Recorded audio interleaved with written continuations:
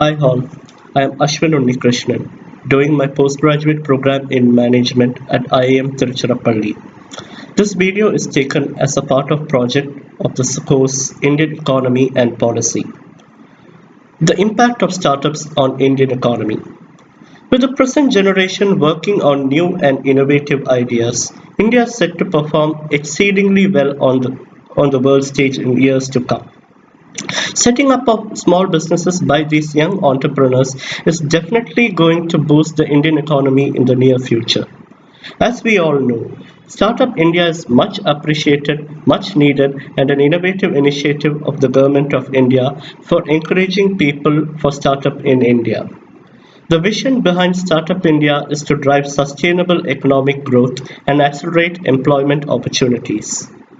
Experts evaluate it as a gentle yet solid government effort which has potential to accelerate speed of economic growth into the country. Government has already announced action plans and sensational movement have started being visible in different segments of the market to meet objective of the campaign. Currently, the core focus segments in Startup India are technology and digitization in the area of agriculture, manufacturing, social sector, education, and healthcare sectors. Mentioned aspects of startup companies is that they first test different possible business models in order to find the right fit for the market. This disruptive attitude is not possible with large corporations with many stakeholders to answer to. As corporations grow, they come under the ambit of governance, and shareholders want to have a say in the decisions the company makes. As startup, you are free from that encumbrance, and that's what makes startups so disruptive and agile.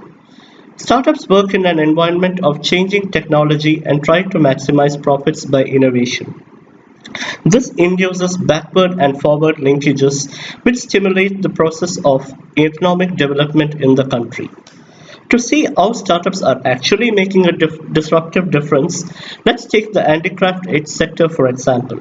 In India, there are more than 2,000 traditional skill-based clusters covering various skills from textile designing, handicrafts, and glass, leather, and brass goods to wooden industries. However, most of those working in the sector are suffering from serial exploitation, poor living conditions, extremely low wages, and inaccessibility to a direct market. Companies that work in this sector provide them the raw material and treat these craftsmen as daily wages rather than as artists whose work should be valued. Developed nations are now looking towards fast growing and emerging nations such as India to tap the huge untapped potential in these markets. In the recent years, different countries are taking different initiatives to link up their businesses with Indian startups. For example, Business Council of India in United Kingdom (UKIBC) is hosting Startups of India in UK. Similarly, Swissnex, an agency of Switzerland, is conducting market research in India with the help of its entrepreneurs to identify suitable business opportunities for them. Venture capital funds from abroad and angel investors are proving to be a big boon for Indian startup story. Indian startups such as Flipkart, Ola Cabs, Snapdeal, Ike, ShopClose, Freecharge, etc.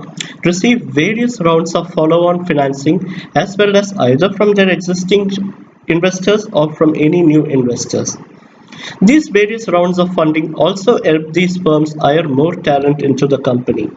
This helps the company to grow strategically and also adds some its more experienced people in the firm. In the recent times, headhunting and poaching are common among these tech startups. There is a huge demand for Indian software engineers around the world. Any startup owner in any country sets an eye on to hire talent from India since it reduces their cost by almost 25% and at the same time it provides a very good employment opportunity for the developer. India is home to almost 3,100 startups starting per year, standing just behind US, UK, and Israel, according to NASSCOM report of 2015. If the growth is continued on the same pace, then it is expected that Indian tech startups will generate almost 2.5 lakh jobs in the next 5 years.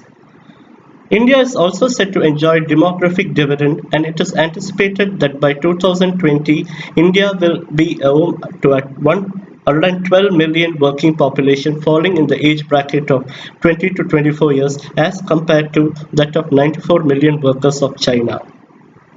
This demographic dividend will definitely boost the startup culture in the country. How startup can beneficiate the country's GDP? Experts strongly believe that MSME contribution to India's GDP can be raised up to 24%, which is almost 3 times more than current GDP 8%. This may impact the market trends and scope of growth positively in the next few years. Considering the importance of role that Indian startups are all set to play in the growth of Indian economy, the amount of income and the huge number of jobs that can be created by facilitating startups, even the market regulators, Securities and Exchange Board of India (SEBI) has also relaxed some rules to facilitate the flow of funds from market to startups.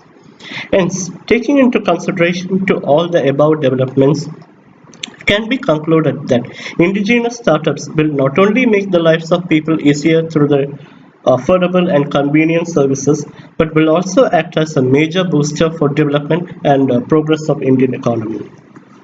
Thank you.